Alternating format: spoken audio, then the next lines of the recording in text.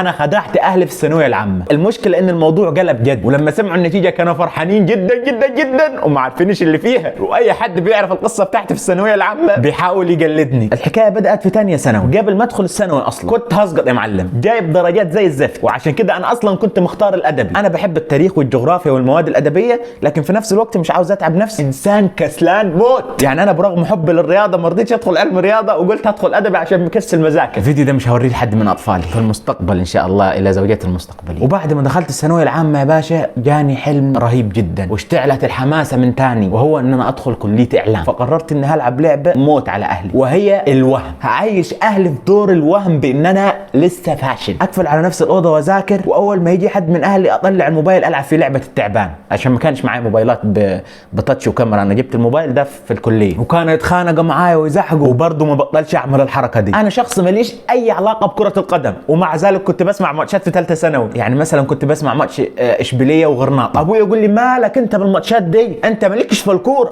عجبتني الكوره في ثالثه ثانوي، بحب الكوره. اروح اقول لامي يما خايف اسقط والله، واروح اقول لابويا النهارده جبت درجه زي الزفت في امتحانات الشهر. وهم وانا كنت دحيح موت، كنت بذاكر جدا في ثالثه ثانوي، وده بجد والله.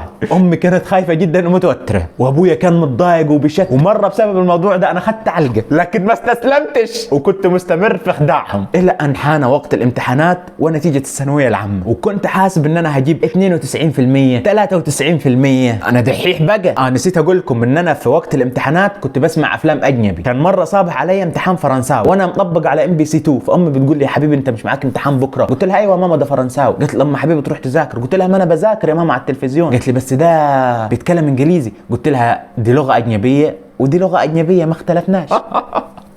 يا ظرفي يا ظرفي. المهم يا باشا تيجي اللحظه الصادمه، يوم النتيجه. كنت موجود بلعب رياضه كده في الجيم علشان الجسم باظ خالص في الثانوي، ولقيت مكالمه من والدتي بتقول لي يا محمد الف مبروك انت جبت 88%. انا قعدت الوهله اللي هو مش مجمع، ده مش مجموعي. وفي نفس الوقت كنت سامع صوت الزغاريت والناجح يرفع ايده في التليفون وعملوا هالليله. فانا كاني في حاله من الاكتئاب العارمه، واهلي في حاله من السرور والفرحه والانبساط. رحت البيت وكنت متضايق ومخنوق، بس اللي هو هون عليه الموضوع ان هم فرحانين. وفي نهايه اليوم من اهلي والصحاب والقرايب وكلها بيباركوا فرحان ان انا جبت المجموع ده.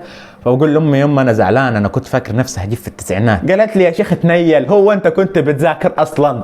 ده بركه، ده انت نشفت ريقي.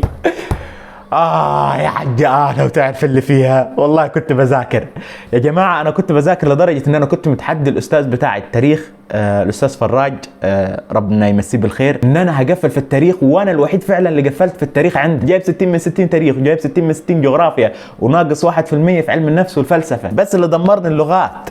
يا لغات وعشان كده يا ابن عمي ما تخليش حد يتوقع فيك عالي، اصدمهم بالنتائج. حتى في علاقاتك مع كل الناس ما تعشمش حد ولا توعد حد، ولو وعدت فعلا خليك كد الكلام بتاعك ووفي، علشان ما حدش يتصدم فيك وتبقى الكخ الوحش. والسلام عليكم.